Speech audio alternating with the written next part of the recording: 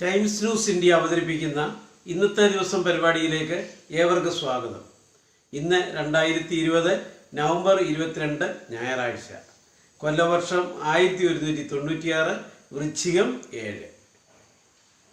ഇന്ന് NCC ദിനമാണ്. ന്യൂഡൽഹി ആസ്ഥാനമായി ഇന്ത്യൻ സൈന്യത്തിൻ്റെ സഹായനിരയായി പ്രവർത്തിക്കുന്ന ഇന്ത്യയിലെ സ്കൂളുകളിലെയും കോളേജുകളിലെയും കുട്ടികളുടെ പ്രസ്ഥാനമാണ് നാഷണൽ കേഡറ്റ് കോർപ്സ് എന്ന NCC. നവംബർ മാസത്തിലെ 4ാമത്തെ ഞായറാഴ്ചയാണ് NCC ദിനമായി ആചരിക്കാറുള്ളത്. ഇന്ത്യയിൽ ബ്രിട്ടീഷ് ഭരണത്തിന് അടിത്തറ പാകിയ റോബർട്ട് ക്ലൈവ് മരിച്ചത് 1774 നവംബർ മാസം 22-ാം തീയതിയാണ്. ഗാന്ധിയൻ പ്രബോധനങ്ങളിൽ ആകൃഷ്ടയായി ഇന്ത്യയെ സ്നേഹിച്ച മീരാബെൻ എന്ന മഡലിൻ സ്ലെയ്ഡ് ഇംഗ്ലണ്ടിൽ ജനിച്ചത് 1892 നവംബർ 22-ാം തീയതി. മഹാകവി രവീന്ദ്രനാഥ ടാഗോർ ശിവഗിരിയിലെത്തി ശ്രീനാരായണ ഗുരുവിനെ സന്ദർശിച്ചത് 1922 നവംബർ മാസം 22-ാം തീയതി.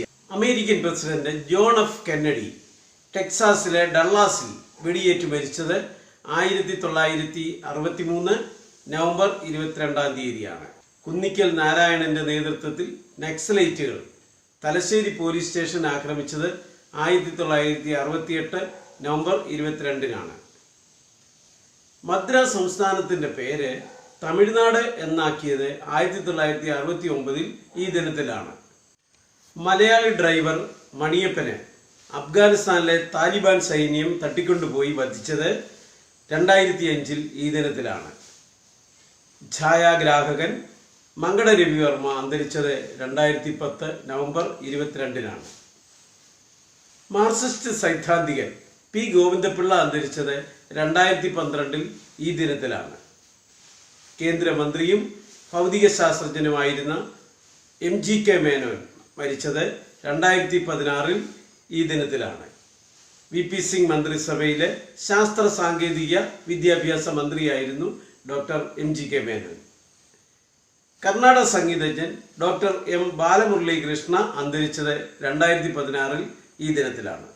ഇന്ത്യയിലെ ആദ്യത്തെ പകൽ രാത്രി ക്രിക്കറ്റ് ടെസ്റ്റിന് കൊൽക്കത്ത ഈഡൻ ഗാർഡൻസ് വേദിയായത് 2019 നവംബർ മാസം 22-ാം തീയതിയാണ്.